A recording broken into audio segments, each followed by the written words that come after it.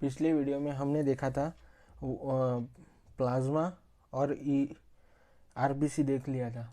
अब डब्ल्यूबीसी देखेंगे।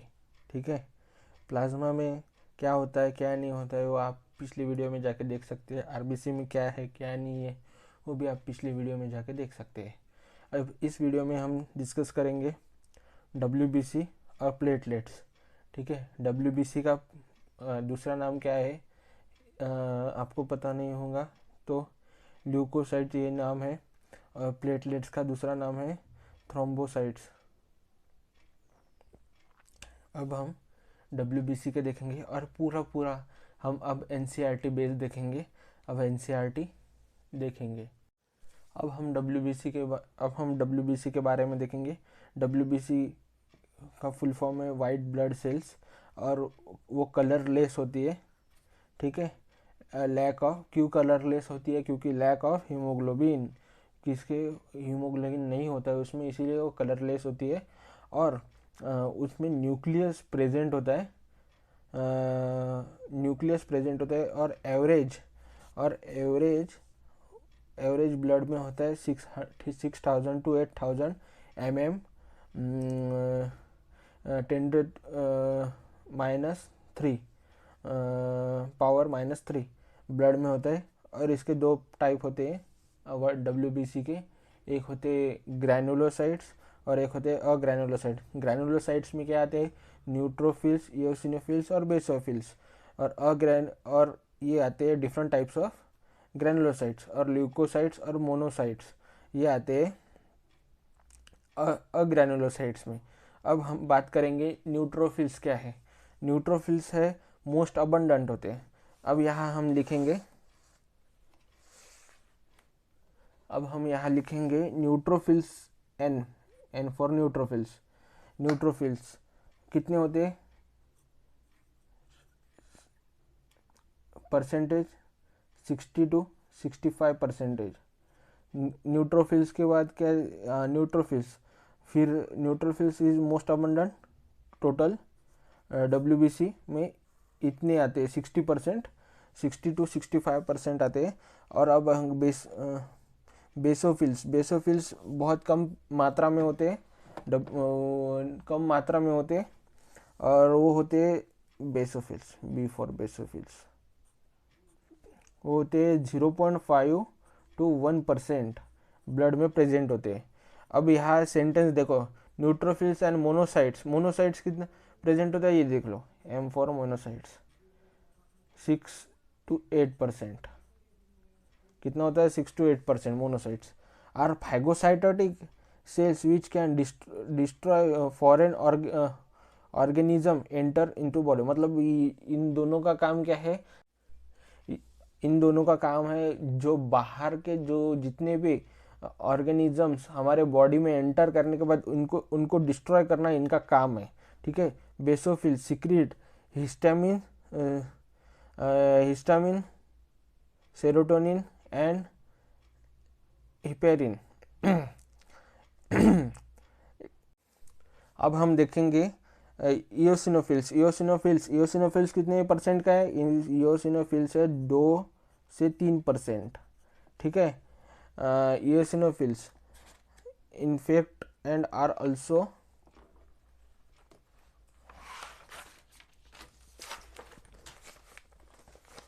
Associate with allergic reaction. मतलब वो एलर्जिक रिएक्शन के लिए होते हैं। अब हम देखेंगे, अब इनका हो गया। अब हम देखेंगे ल्यूकोसाइट्स प्रेजेंट कितने होते हैं? आपको दिख रहा है कि नहीं? हाँ, ल्यूकोसाइट्स कितना प्रेजेंट होता है? ल्यूकोसाइट्स प्रेजेंट होता है 20 to 25%। हाँ, बी ल्यूकोसाइट्स और टी ल्यूकोसाइट्स होता है, दो टाइप के ल्यूकोसाइट्स होते हैं। अब हम इसकी ट्रिक देखेंगे कितने से कितनी परसेंट होती है। एल फॉर ल्यूकोसाइट्स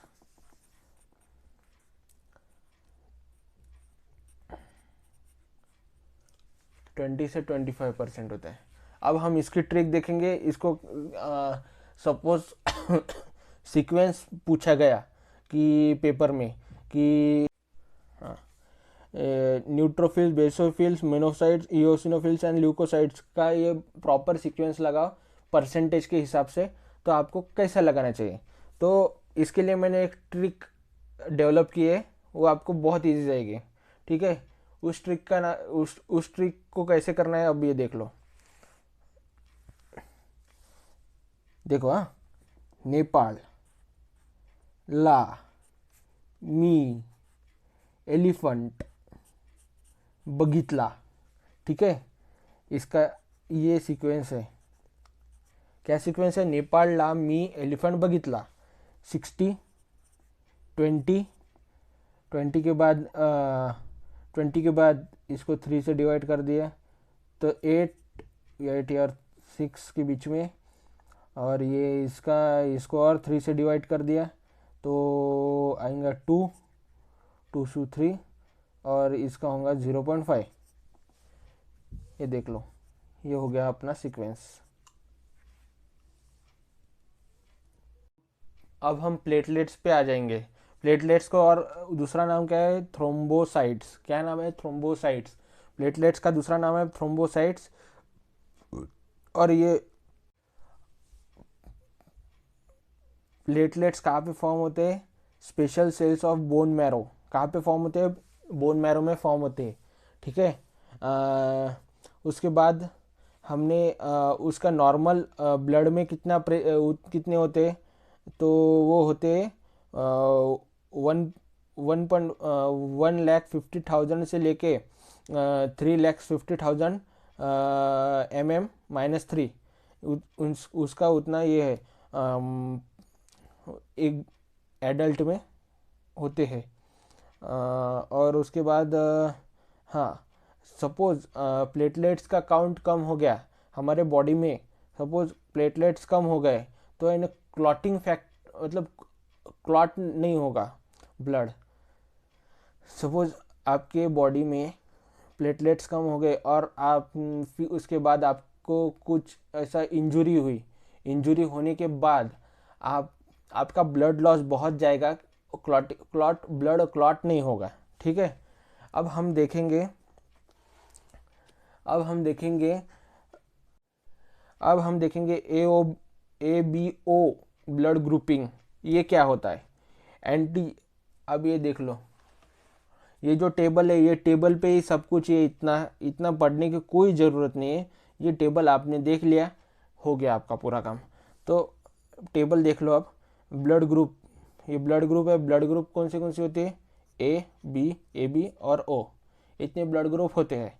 ठीक है, अब ए ब्लड ग्रुप पे एंटीजन कौन सा होता है? ए। एंड बी एंटीबॉडीज कौन से होता है? एंटीबॉडीज मतलब एंटीबॉडीज, वो होता है बी। आप किससे ब्लड ले सकते हो?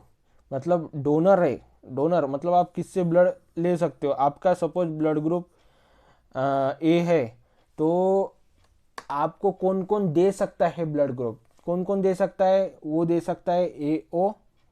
ठीक है, वैसे बी का है, बी के एंटीजेंस कौन है? बी है। एंटीबॉडीज कौन है? ए है। और बी को ब्लड कौन कौन दे सकता है? तो बी और ओ।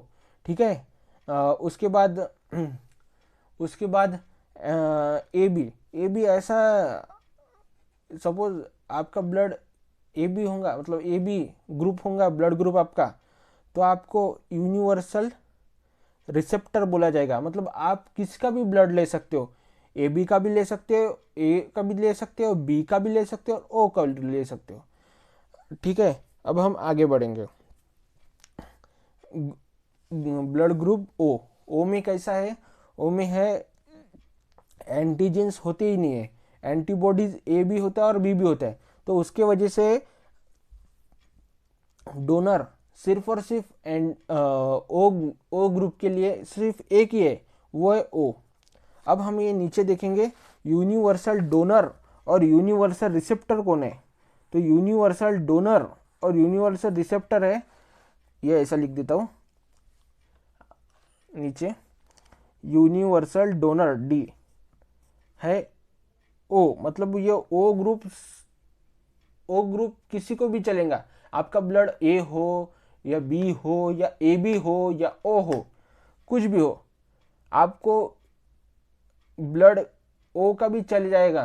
ठीक है, ये यूनिवर्सल डोनर है, सब इसमें ब्लड चलेगा। पर यूनिवर्सल रिसेप्टर, अब यूनिवर्सल रिसेप्टर आर, ये यूनिवर्सल रिसेप्टर को कौन सा भी ब्लड ग्रुप चलेगा, वो है कौन सा भी चल जाएगा, वो कौन, ए बी भी चलेगा, ए भी चलेगा, बी भी चलेगा, ये देखो ए भी चलेगा, बी भी चलेगा, ओ भी चलेगा और ए बी भी चलेगा। समझ में गए? ठीक है, आज का क्लास यहाँ पे समाप्त।